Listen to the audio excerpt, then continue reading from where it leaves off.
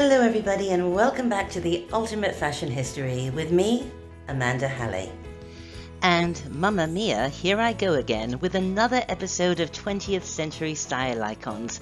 And this time we're going to finally find out the name of the game, at least when it comes to fashion, as we look at those Swedish super troopers and one of my favourite groups, ABBA. And this episode is close to my heart because the very first LP I ever bought was ABBA's Waterloo. I was 9 years old and I saved up my pocket money. Before that, I'd be listening to the soundtrack to The Jungle Book or something, so in many ways, ABBA changed my musical life. Just to remind you that I don't do comments here, but you can contact me directly. I'll leave my info, or better yet, join the Ultimate Fashion History Facebook group. We're all a bunch of dancing queens over there. And I was inspired to do this episode after reading one too many articles or blog posts that made fun of ABBA's sartorial stylings. At best, their costumes were called kitsch, and at worst, their costumes are called hideous, garish, ugly, embarrassing. Even Bjorn is quoted as saying, "We looked like nuts in those years. Nobody can have been as badly dressed on stage as we were."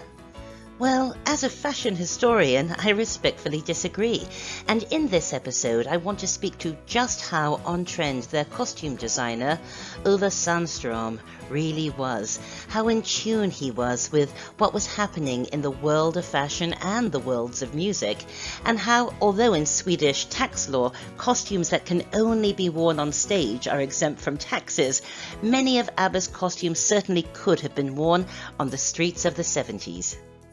So take a chance on me as we look at the fashion of ABBA and why I personally believe they should be counted as 20th century style icons. I think perhaps Bjorn was being just a tiny bit cheeky when he said they looked like nuts because, as you can see from pictures of the band when they're not on stage, these were young and very trendy kids who wouldn't have worn clothing on stage that made them feel foolish. We all look back at our younger selves in fashion of the 60s or 70s or 80s and think we look nuts, right? When actually we were just uber trendy and following fads. And not only was ABBA in step with the fashion landscape of the decade, they would go on to be enormous fashion influencers.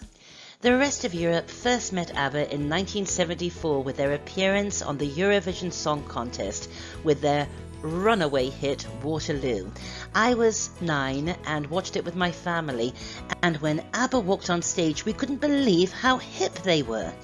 And those of you who watch The Ultimate Fashion History regularly know that I come from a fashion family. My dad was Europe's leading fashion forecaster at the time, and he was bowled over by how trend-forward these 4 young Swedish kids were, and everybody else thought so too.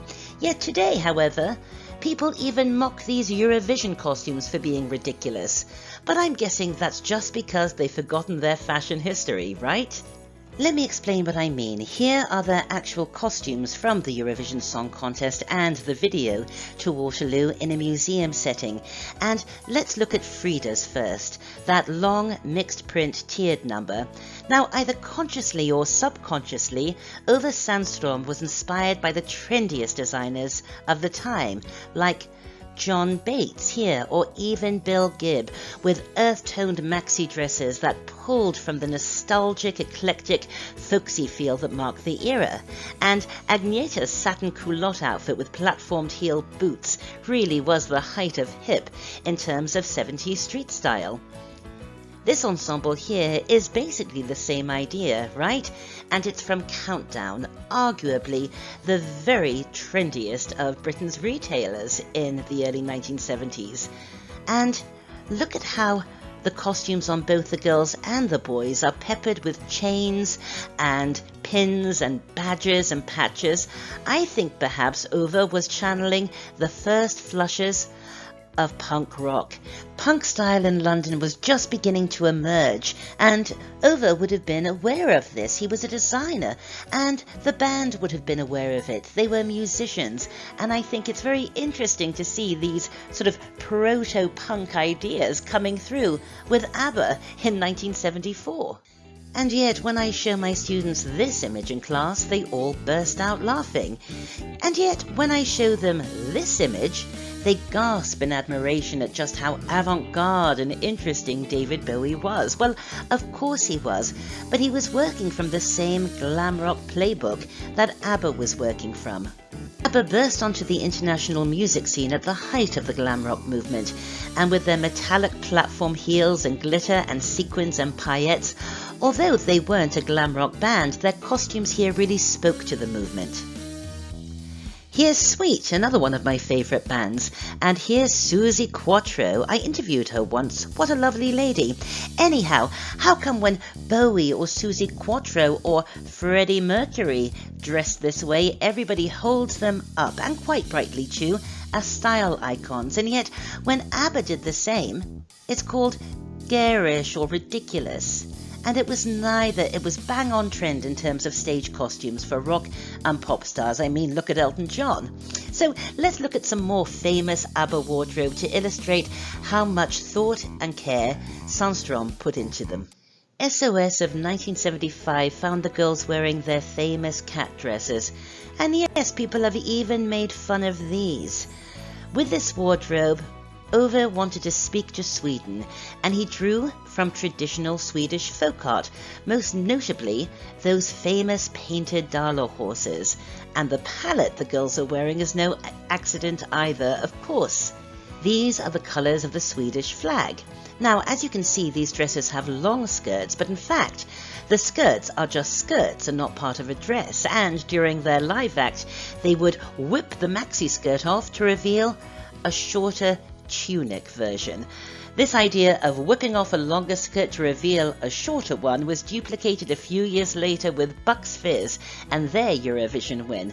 Now, speaking of the SOS wardrobe, a lot of hilarity has been found here with Bjorn's skin-tight dungarees and feminine blouse. Well, here's David Bowie with his skin-tight dungarees and feminine blouse. And here's Marc Bolan in satin dungarees. Again, why is it seen as risible on ABBA but cool and iconic on Bowie and Bolan? I think it must come down to music. ABBA produced perfect pop songs that have never been rivaled in my opinion, whereas Bowie and Bolan were obviously edgier. But when it came to fashion, ABBA were playing by the same fashion rules, and I think they should get some respect for it.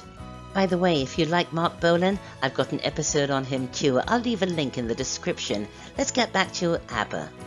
Sandström also designed for specific tours, like with these satin-trimmed kimono jackets for the band's tour of Japan, which worked perfectly in terms of what was trending because the 70s saw a real embrace of Asia for inspiration.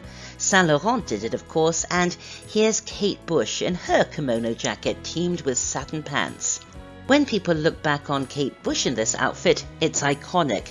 They look back on ABBA wearing similar, and it's silly.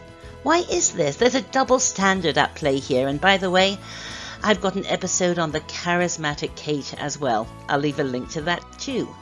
These ensembles cropped up in a blog I stumbled upon and were described as a mess of clashing colours and weird layering. Hello, this is exactly what Kenzo was doing at the same time, and Ove, again perhaps subconsciously, found himself inspired by the playful palette and unconventional tailoring of Mr. Takada. ABBA's use of gold has been described as garish and tacky, but everybody did gold in the 70s. Look, here's Thierry Mugler, who was arguably the most avant-garde designer of the decade, and we love it when Mugler does it, right? These were the days of disco, when lame and sequins and metallics were completely de rigueur. These lovely maxi dresses with Mexican-inspired embroidery have been described as looking old-fashioned for the era, or harping back to the hippie days. What? Dior was doing something very similar at the same time, and here's Linda Ronstadt, somebody who was never described as looking old-fashioned for her era, wearing a blouse of Mexican embroidery.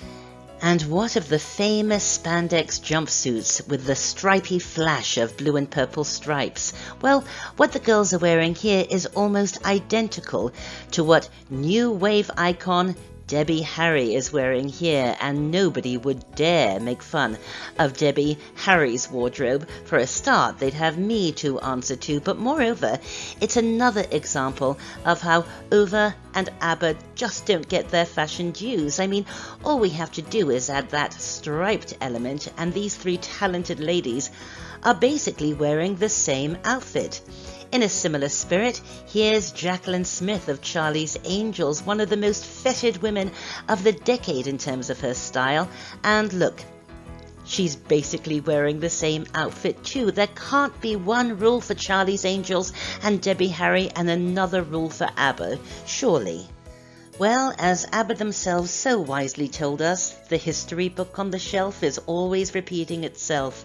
And those ABBA outfits that some people find so funny and hilarious and embarrassing are seen time and time again today on the runway and in retail.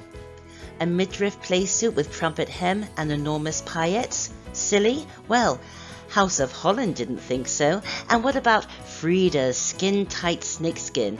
Here's Kyle and Shahida showing us that we can still be dancing queens. One-shoulder animal print separates or jumpsuits with flared hems are almost ubiquitous today, but what about body-hugging bright red dungarees? Yes, heck yes. And with their skin-tight spandex, ABBA was giving the world athleisure wear in an era when athletics and leisure seldom came together. And we all know about these much talked about outfits, especially Agneta's skin-tight jumpsuit. Well, we can place a model wearing David Comer from this year, 2020, right in the middle. And look, ABBA has a brand new member. And if you think you wouldn't find something as way out as this on today's fashion runway, think again. Well, breaking up is never easy, I know, but I have to go. But I hope I've helped set the record straight on the signature style of these sweethearts from Sweden. I'll be back very soon with more on the ultimate fashion history, so don't forget to subscribe if you haven't already. And until then, ABBA, thank you for the music. Ove Sandstrom, thank you for the fashion, and thanks to all of you for watching. Knowing me, knowing you, it's the best I could do, so hasta mañana till we meet again. Aha!